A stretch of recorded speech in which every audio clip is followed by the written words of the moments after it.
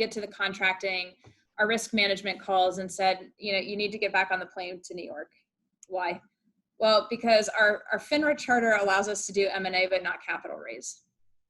I'm like, someone probably should have checked that before I joined. Oh my gosh. Oh my gosh. Yeah. So we actually handed that contract back to the firm that we won it from. And then they were like, we don't know what to do with you. So as happens with everyone in their career at some point, about a month later, a partner called me, or MD, take your pick, wherever you are. And he's like, there's this guy in India. He needs to raise $1 billion. Get on a plane. And so I did.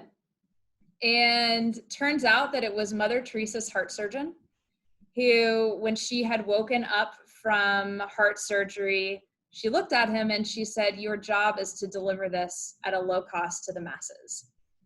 And he spent the rest of his career up to that point perfecting open heart surgery. It cost him a fraction of what it would cost in the US. And his delivery results were the same as the best 3 heart hospitals in the US. Wow.